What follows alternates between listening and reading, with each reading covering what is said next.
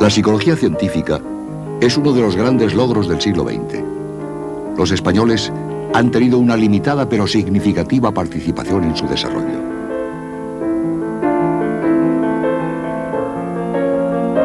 Emilio Mira y López es sin duda una figura central en este campo. La vida de Emilio Mira ocupa prácticamente los primeros 60 años de este siglo. La primera parte de ella tiene lugar en la Cataluña anterior a la Guerra Civil. La Guerra Civil la partió por la mitad. La segunda parte de su vida tuvo ya como marco el mundo latinoamericano, en donde Mira hubo de reconstruir su vida y también rehacer su mundo intelectual y profesional. Mira nació en Santiago de Cuba en 1896, poco antes del desastre colonial que arrastró consigo la pérdida de la isla. Su familia y él mismo vinieron de vuelta a España, primero a Galicia y enseguida a Barcelona. Así, la infancia de Mira fue la propia de un niño catalán de principios de siglo.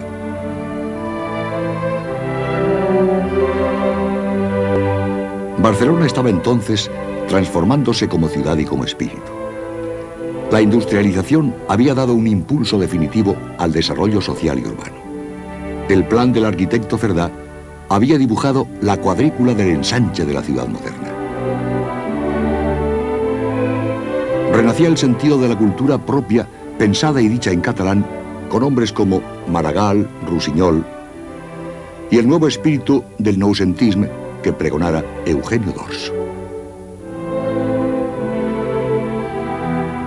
La psicología en sentido moderno, en sentido experimental, llegó a Cataluña por dos caminos paralelos. El primero, bien conocido, el que hace relación a la pedagogía. Los intentos de renovación de la educación pronto buscaron inspiración en fuentes externas. Claparet tuvo una gran influencia y, como es sabido, Claparet quería montar la nueva pedagogía en parte sobre una nueva psicología. Luego llegó Piaget, que estuvo muy a menudo en Barcelona, pero lo más representativo fue la creación de un laboratorio de psicología pedagógica encargado a Dwelshauers, un flamenco que se estableció en Barcelona.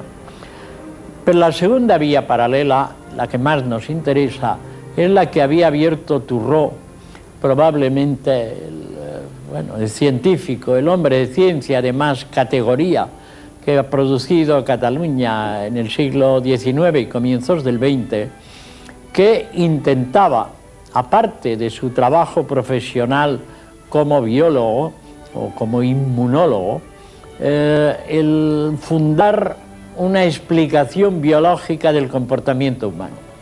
El libro más célebre se llama Orígenes del conocimiento, el hambre, y, como digo, pretendía una explicación genética y dinámica basada en la actividad de todo lo que es propiamente comportamiento humano. Discípulo, colaborador de Turró, era Pissuñer, el joven Pissuñer, el que inició la escuela biológica catalana, y fue al lado de Pissuñer que se formó Emilio Mira. En el primer laboratorio de medicina experimental o de biología experimental que se creó en la Facultad de Medicina, y fue con lo que allí aprendió que Emilio Mira empezó su trabajo en lo que posteriormente fue el Instituto Psicotécnico. Un trabajo que en un primer momento era de tipo directamente experimental, estudios sobre la fatiga, sobre la atención, sobre la posibilidad de hacer compartir el trabajo intelectual con el trabajo muscular, y que, como veis, claramente enlazan con esta tradición biológica y con lo que él había hecho en el laboratorio al lado de Pissuñer. Mira estudió medicina en la Universidad de Barcelona. Entre sus maestros de entonces destaca la figura del fisiólogo Augusto Pissuñer, cuyos trabajos sobre el organismo lo situaban en la frontera entre la medicina y la fisiología. Muy pronto, Mira destacó como un brillante intelectual. Tradujo obras médicas del alemán, se doctoró brillantemente y comenzó a trabajar como psicólogo en un servicio recientemente creado por el Ayuntamiento de Barcelona, el Laboratorio de Orientación Profesional. La obra y el quehacer psicológicos de Emilio Mire López nos proporciona un ejemplo paradigmático de lo que es un catalán universal. Por lo que respecta a su catalanidad, no es necesario que nos detengamos en principio. ¿Por qué entonces hablar de un catalán universal en lo que toca a la obra psicológica de Mire López? En la época en que Mire López se inicia en los temas psicológicos, existen dos aspectos diferenciados de la psicología. Por una parte, la psicología general sistemática, que en aquellos momentos se debate en lo que se ha llamado la lucha de las escuelas. Por otra parte, una psicología aplicada, fundamentalmente protagonizada en Europa por la psicotecnia. Pues bien, cuando en España existía una gran escasez de obras psicológicas sobre estos temas, Mire López nos introduce en los temas de las escuelas. Es un gran conocedor, y así lo pone de manifiesto sus escritos, en el psicoanálisis, en la Gestalt, en el conductismo. Aporta al mundo catalán en particular los primeros logros de estas escuelas en la psicología. Ahora bien, su obra fundamental, la obra psicotécnica, también hay que contarla referida a lo que en aquellos momentos acontecía en toda Europa, en Berlín, en París, en Italia. En aquellos momentos la psicología científica experimental europea había entrado en un cierto rechazo por parte de la universidad. Sin embargo, los psicólogos aplicados eran demandados por la sociedad para resolver sus problemas de tipo de relevancia social. Mire López capta perfectamente esta actitud y capta perfectamente los desarrollos derivados de este tipo de demandas que se desarrollan en las principales ciudades europeas, alemanas, italianas, francesas, belgas, etc. Y Mire López emprende una tarea totalmente arraigada en los problemas concretos que la sociedad catalana sentía como vivos y fundamentales. Era un momento de emergencia, de eclosión de la burguesía catalana industrializada. Era un momento donde los servicios públicos empezaban a consolidarse y estaban generando problemas de transportes, problemas de selección de personal, de orientación, etc. Y Mire López, con una gran imaginación, desarrolla un tipo de técnicas selectivas y un tipo de técnicas de estrategias de resolución de estos problemas que son perfectamente parangonables con lo que se estaba haciendo entonces en Europa. El prueba está que en sus escritos, en la documentación que disponemos sobre su obra, la relación con la I, con MEDE, con gente de todo tipo psicotécnico, de todo tipo, digamos, de desarrollos psicotécnicos, están vigentes en Europa. En estos años, Mira combina una pluralidad de intereses. Es un excelente deportista asiduo a la piscina del canoe. Además, desarrolla nuevas técnicas en el laboratorio para medir las conductas de aprendices y conductores que se someten a un examen psicotécnico en el instituto.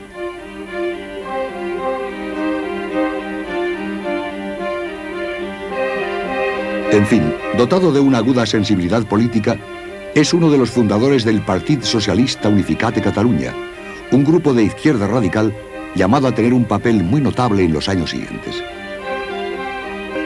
Mira se convierte en profesor de psicología y luego de psiquiatría en la Universidad de Barcelona. Publica libros, manuales para sus estudiantes, artículos en diversas revistas y, sobre todo, crea una intensa red de conexiones y amistades con los psicólogos más importantes del mundo. Como resultado de ello, es el encargado de organizar 2 reuniones internacionales de psicotecnia en Barcelona en 1921 y 1930 y de presidir un congreso internacional de psicología científica que por la Guerra Española hubo de celebrarse en París en lugar de hacerlo en Madrid en 1936 como estaba previsto. Por esos años pasaron por Barcelona algunos de los máximos psicólogos del momento: Wolfram Kohler, Henri Piaget, María Montessori, Jean Piaget. Mira lograba así situar a España en contacto con los países avanzados de Occidente en el terreno de la psicología. Incluso inventa aparatos nuevos para medir cosas como la capacidad de los sujetos para evaluar la velocidad de los objetos en movimiento, lo que se llama el perceptotaquímetro, y también un axiesterómetro y un monotonómetro. Pero sobre todo, a Mira se le conocerá internacionalmente en los años siguientes por una prueba de personalidad muy original, su test miokinético, con el que realizó importantes estudios de diagnóstico.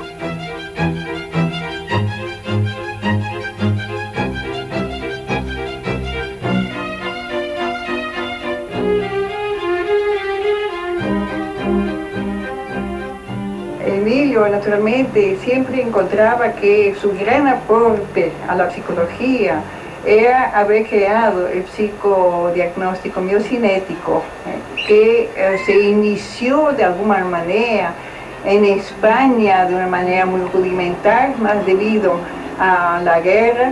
Hubo una interrupción y solo pudo desenvolver eso posteriormente en Londres, y después en su recorrido por toda América Latina tenía posibilidad de difundir el PMK y ir mejorando poco a poco, vamos a decir, el test. Entonces vamos a comenzar esta prueba, para la cual usted tiene que estar sentado bien erecto, sin apoyarse en la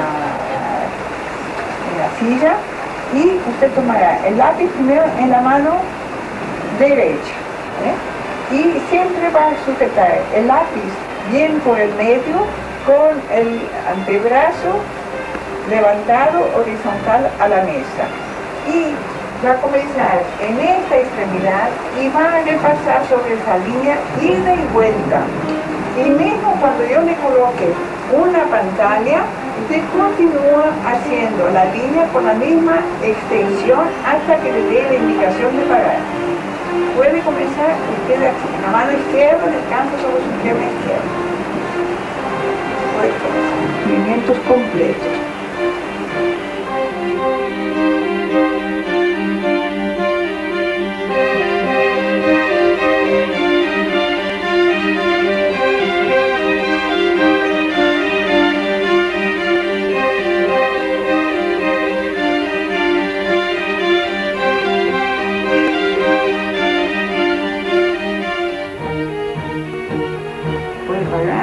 He dejado comenzar la 11ª línea para marcar bien las extremidades de la 10ª línea de regreso que el candidato ha efectuado. Y entonces yo siempre estaré con un lápiz rojo para hacer las debidas anotaciones.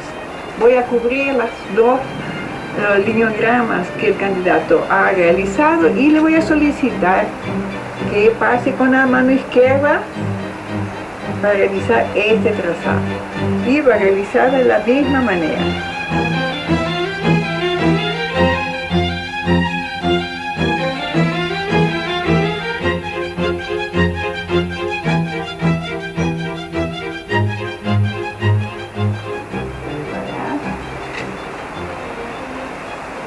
Marcamos nuevamente la 10ª línea realizada y voy a cubrir este trazado para que efectúe el trazado siguiente.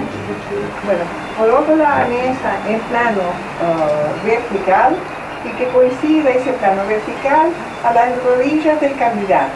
Voy a ver que el candidato esté también bien sentado, sin estar encostado en la silla.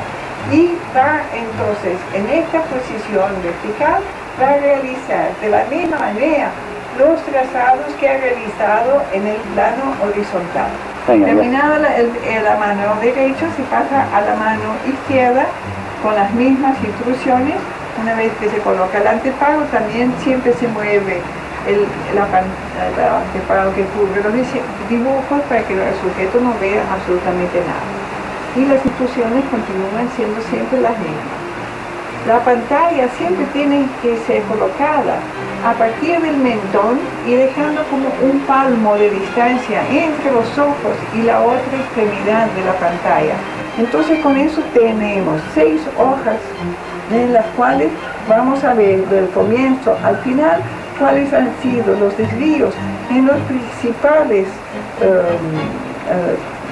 temas, no voy a decir los principales ítems que analiza el PMK. Vamos a ver cómo está el tonus vital del sujeto, la elevación o depresión en el plano vertical.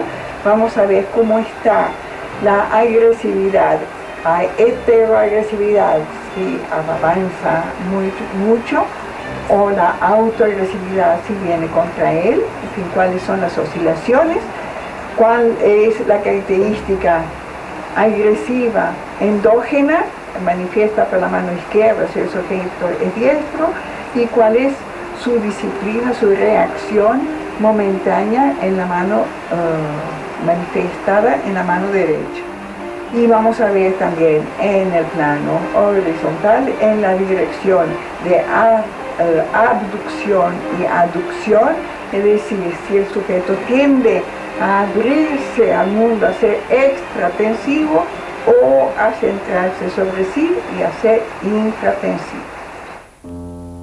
Mira ha sido, sin duda, uno de los más importantes psicólogos latinoamericanos, y no cabe tampoco duda que ha sido el más importante psicólogo español de una época llena de ilusiones y de esfuerzos que culminó con el corte de la Guerra Civil. Pero además, Mira ha sido un modelo de investigador, de científico y de intelectual que ha sido capaz de presentar una imagen atractiva e interesante de la psicología como ciencia que ofrece soluciones para resolver los problemas del hombre de hoy. Durante la guerra, Mira trabajó como jefe de los servicios psiquiátricos del ejército republicano. Como profesional, le interesó vivamente la guerra como fenómeno perturbador de la vida de los individuos y de las colectividades.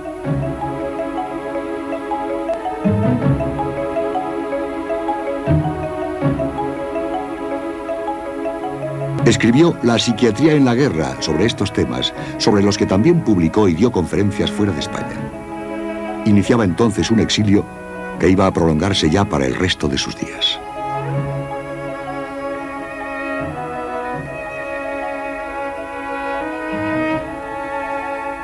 Mira fue uno de los miles de españoles que fue a formar parte de la España peregrina nacida tras la Guerra Civil. Abandonó España para pasar a Francia, donde permaneció muy poco tiempo ante la frialdad de las autoridades y la amenaza que representaba la Segunda Guerra Mundial.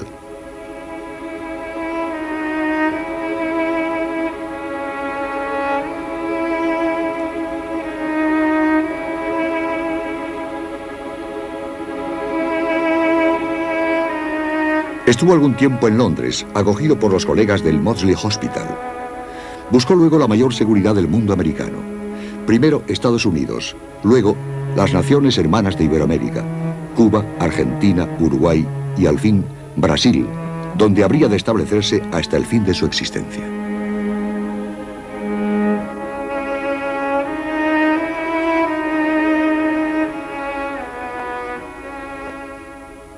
Ele criou, na verdade, uma escola para fazer a preparação de grandes psicólogos, de grandes especialistas, na época, como se dizia, em psicotécnica. E, na verdade, todos os que trabalharam durante algum tempo, depois de 1949, em psicotécnica ou em psicologia aplicada ao trabalho, foram discípulos e realizaram seu aprendizado dentro do ISOP. É um trabalho que só poderia ter sido realizado lá porque, infelizmente, Mira não foi aceito pela universidade. Ele nunca foi convidado e isso, ao meu ver, foi uma lástima para o desenvolvimento da psicologia científica universitária. Foi uma lástima porque ele não foi nem convidado para dar curso de psiquiatria no Instituto de Psiquiatria, onde o catedrático era muito amigo dele, o professor Maurício Medeiros, nem na Faculdade de Medicina, onde ele tinha um grande amigo, que era o professor Lourenço Filho, com o qual ele não só fundou os arquivos, fundou a Associação Brasileira de Psicologia, como também colaborou até mesmo na criação dos arquivos. Mira supo adaptarse a su nueva situación. Encontró en Brasil un mundo que, a otra escala que el de la Barcelona de su juventud, se embarcaba en la transformación social y la industrialización de una sociedad inmensa. Mientras surge Brasilia y el mundo entero admira el fútbol de aquel país, Mira recibe una invitación para formar técnicos en psicología aplicada que colaboren en la tarea de racionalizar y potenciar la empresa brasileña. En Río se había creado la Fundación Getúlio Vargas para la racionalización de las organizaciones. En aquel marco, Mira creó un nuevo centro, un Instituto de Selección y Orientación Profesional, ISOP, que proveería de técnicos psicólogos en problemas industriales a buena parte de las naciones iberoamericanas vecinas. En el nuevo destino, la personalidad de Mira volvió a crecerse y a brillar.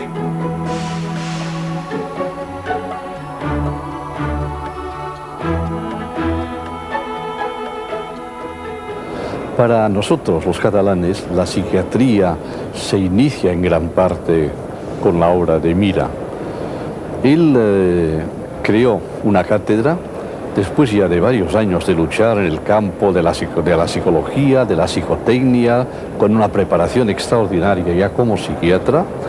Y esta cátedra de Mira yo creo que tuvo desde el principio una cualidad, la cualidad de ser una cátedra abierta a todas las vertientes del pensamiento psiquiátrico de su época. El mérito, uno de los méritos de Mira era precisamente esa capacidad de abrirse a las distintas tendencias y de ser capaz luego de sintetizar las distintas tendencias y orientaciones del pensamiento de su época en una visión, diría, holística, global de la personalidad, tanto de la personalidad normal desde el punto de vista psicológico como de la personalidad psicopatológica desde el punto de vista ya psiquiátrico. Pero la obra de Mira no interesa únicamente desde el ámbito local nuestro, en esa universidad. Mira fue un hombre nacional, evidentemente, y basta hoy día recorrer los distintos ámbitos de la psiquiatría de habla hispana, centroamericana y suramericana para reconocer que Mira pues fue en aquellas tierras realmente el acicate, el despertador del interés por una psiquiatría moderna. En los 19 años que permaneció en Brasil, Mira desarrolló una actividad incansable. Organizó más de un centenar de cursos, pronunció no menos de 200 conferencias, fundó y supervisó centros similares al ISOP en todo el país, publicó numerosísimos artículos y libros sobre temas de interés público y reeditó algunas de sus obras más conocidas como su Manual de Psiquiatría. Fundó además una revista, los Arquivos Brasileiros de Psicotécnica, que bajo su dirección llegó a ser el más importante vehículo de comunicación, difusión y enseñanza de la psicología en el Brasil.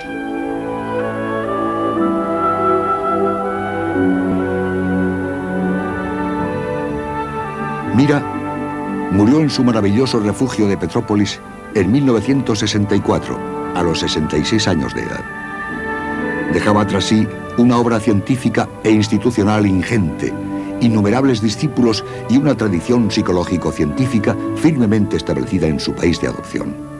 Entretanto, en España, donde debería haberse desarrollado, hubo que reconstruir trabajosamente una tradición científica semejante después de la guerra, sin poder contar con muchos de quienes más habían contribuido a sentar sus bases.